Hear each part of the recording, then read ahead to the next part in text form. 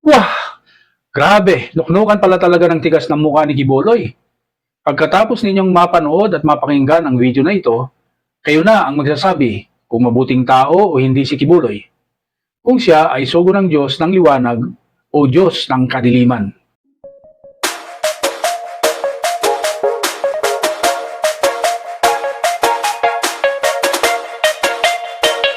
Bago ang lahat, shout out muna sa lahat ng ating mga subscribers at future subscribers. At ipinapanalangin ko sila sa inyo, Panginoong Hesus, na linawin mo po lagi ang kanilang pag-iisip. Itama po ninyo ang lahat ng kanilang gawain. Panginoon, kumilos po kayo sa kanila sa pamamagitan ng inyong banal na Espiritu Santo upang lumalim ang kanilang personal na relasyon sa inyo.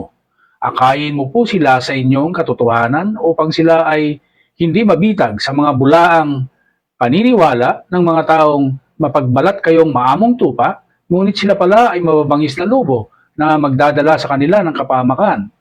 Panginoong Hesus, isinasamo po namin sa inyo na dalhin po ninyo kami sa buhay na walang hanggan, sa piling ninyo at Diyos na amang makapangyarihan sa lahat. Amen. Alam natin lahat na ang dating Presidente Rodrigo Duterte at Pastor Kibuloy ay matalik na magkaibigan, kundi man magkapartner sa mga negosyo. Si Kibuloy ay spiritual advisor ni Duterte. Nag-peak ang impluensya ni Kibuloy noong administrasyong Duterte gamit ang kanyang SMNI na broadcasting arm ng Kingdom of Jesus Christ o KGC.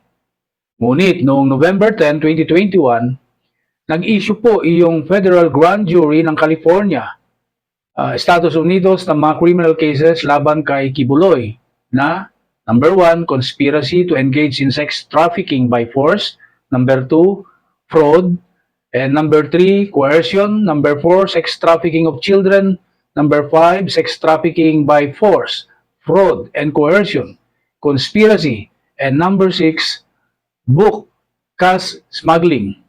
Take note, panahon po ito ni Duterte. Noong naging president si PBBM, kampante pa si Kibuloy dahil magkaibigan pa si Duterte at PBBM noon. Siyempre, feeling secured na rin si Kibuloy. Alam niyo naman, magulo itong si Duterte eh.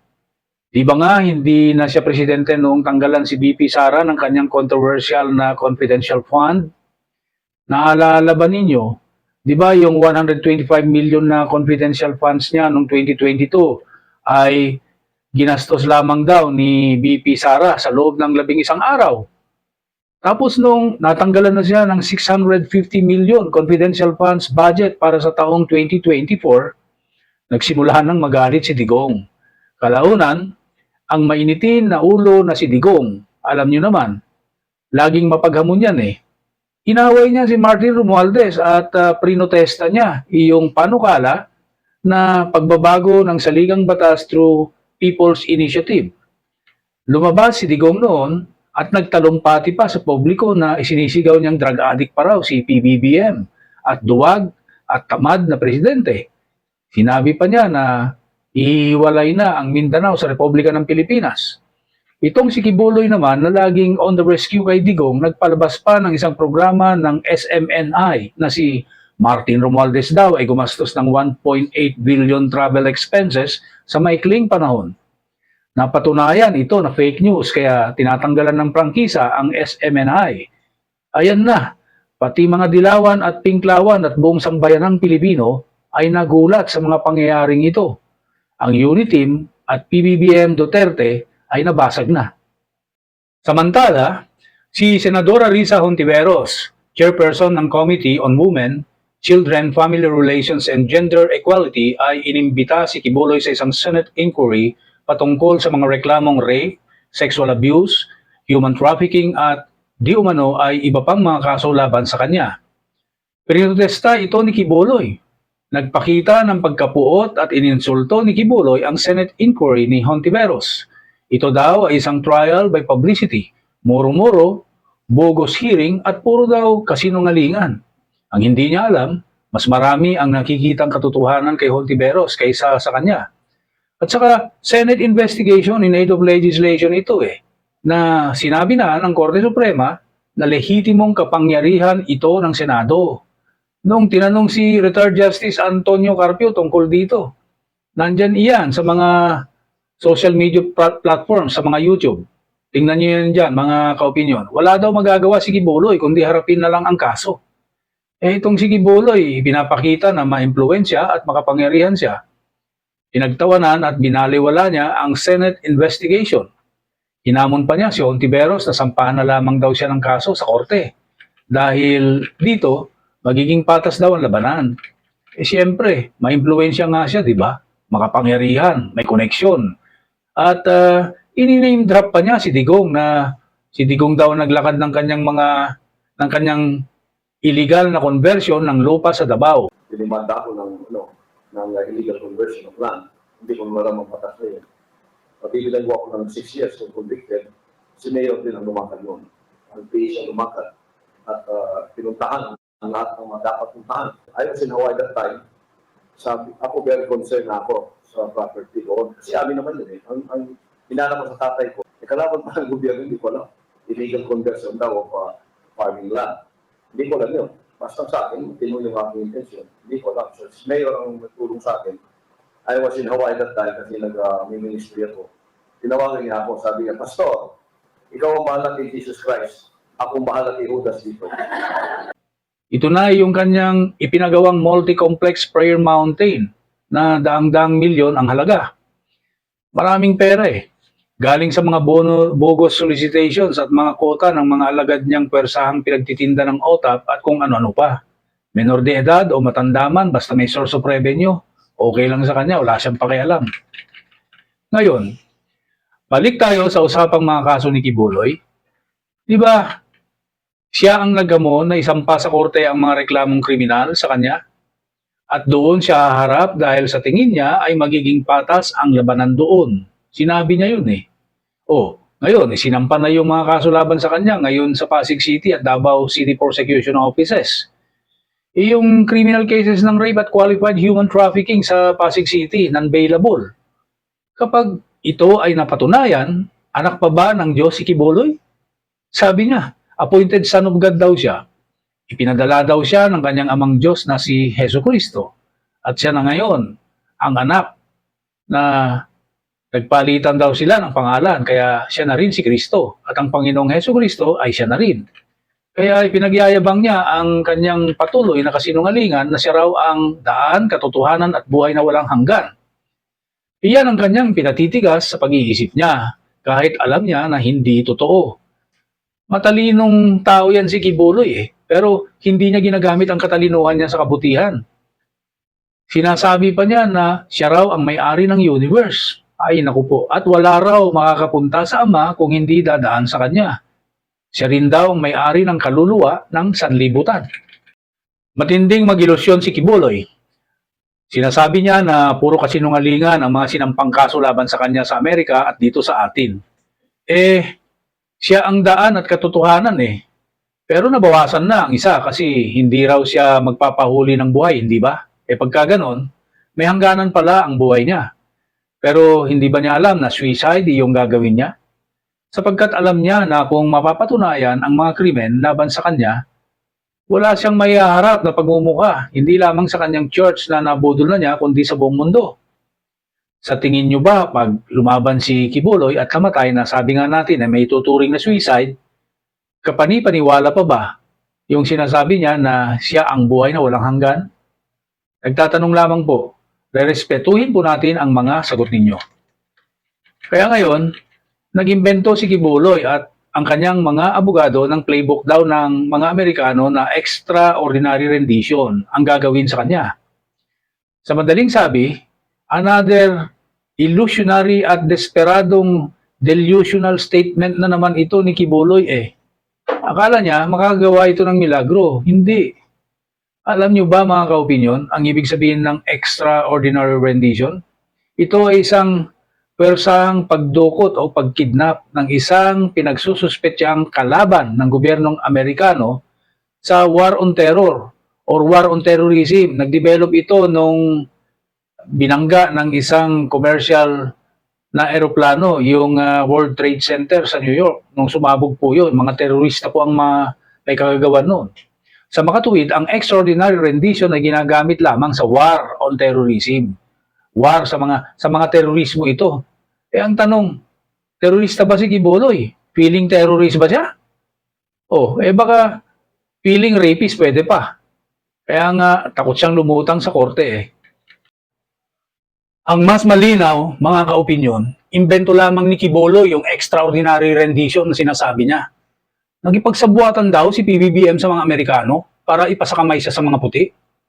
Iyon ang sinasabi niya Pero, mga kaopinyon, karamihan naman sa atin hindi mabobola ni Quiboloy pa.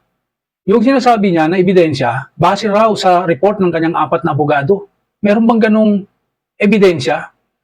That report at least must have come from the government of the United States, which will show na may pagsang-ayon si PBBM, may counter-signature siya doon, ganun. Yun, ebidensya yun. Pero kung sabi-sabi lang ng mga abogado, dahil doon ang pag-aaral nila, hindi po ebidensya yun That is not even an evidence of any agreement of the extraordinary rendition na tinutukoy dito ni Quiboloy. Kaya katang-isip lamang ni Quibs yun. Magaling mangbaluktot ng katotohanan tong taong ito Tingnan ninyo bakit naman papayag pa si PBBM sa extraordinary rendition? Na ang ibig sabihin, pwedeng payag ka o hindi. Pwedeng pumayag o hindi ang ating gobyerno upang gagawin pa rin ng US yung extraordinary rendition. Ano yan enforced kidnapping, dudukutin ka, parang yung desaparecidos or forced disappearance. Bakit naman kailangan pa yun? Meron naman extradition treaty between the Philippines and the USA. Na ang ibig sabihin, magre-request lamang ng extradition yung US, di ba? Laban kay Quiboloy. Di pagka ganon, iproproseso yan ng DOJ at obligado ngayon ang gobyerno natin na makikipag-cooperate, di ba? Yes, dahil rule of law si PBBM. Hindi siya papayag sa extraordinary rendition dahil may pagka-illegal at violation ito ng international law. Saka malayong gagawin ng US yun dahil sabi nga natin kanina, ginagamit lamang ng Estados Unidos yun sa kanyang war on terrorism. Hindi naman act of terrorism ang criminal na complaints laban kay Quiboloy sa Amerika Ang mga complaints sa kanya, rape, sexual abuse, mga ganun. Tungkol sa mga babae yan, inaabuso niya.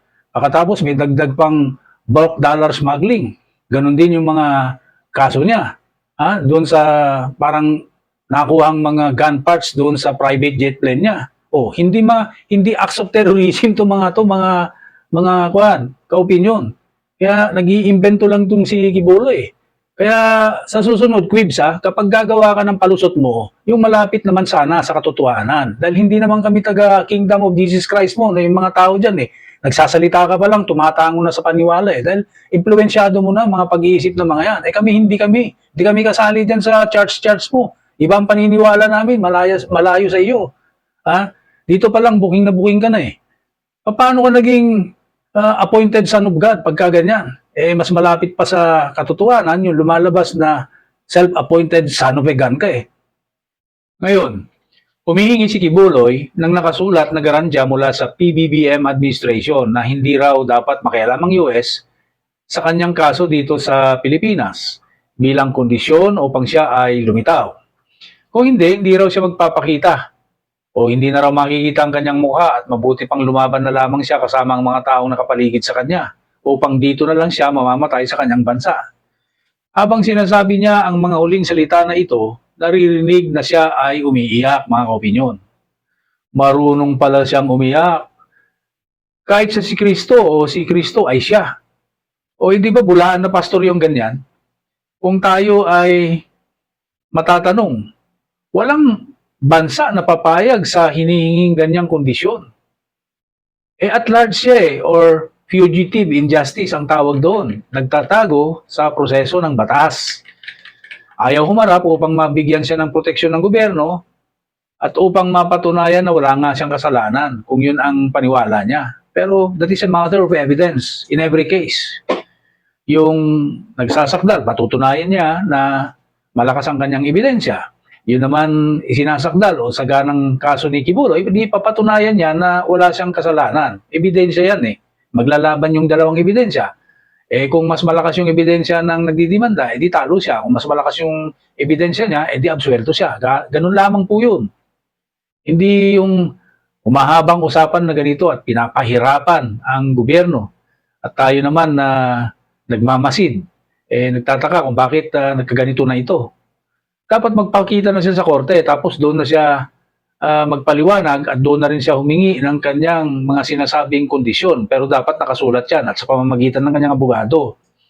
Hindi yung parang nag-uutos siya na gawan siya ng written down na kondisyon ni PBBM.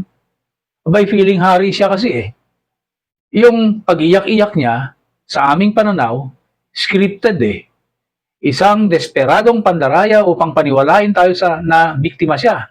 Sa makatuwid, pabiktima feeling. Maawa ang tao sa kanya. Wala, booking na Kung meron man maniniwala pa sa kanya, may problema na ang taong iyan sa kanyang pag-iisip at pananampalataya sa Diyos. Pero, naniniwala ba kayo na lalaban at magpapakamatay si Kibuloy? Mahirap sagutin ito sapagkat si Kibuloy lamang ang makakasagot. Pero may hula kami. Hindi lalaban si Kibuloy na magre-resulta sa pagpapakamatay sapagkat kung lalaban siya, pagpapakamatay yun Bakit? Una, kinakalaban niya ang batas. Pangalawa, pag lumaban siya ng puwersahan sa mga otoridad, alam niya na iisipin ng tao na may kasalanan siya. Pangatlo, hindi siya handa para dito dahil iisipin pa niya ang mga maiiwan niyang mga properties. Kaya iyong pagpapakamatay na paawa effect ni Kibuloy, at the end of the day, wa effect mga kaopinyon. Kaya nga, ang payo sa kanya ng Pangulong Marcos, harapin na lamang niya ang mga asunto. Ganyan din ang sinasabi ni DOJ Secretary Remulla. Kaya, Ginoong Kibuloy, magpakalalaki ka.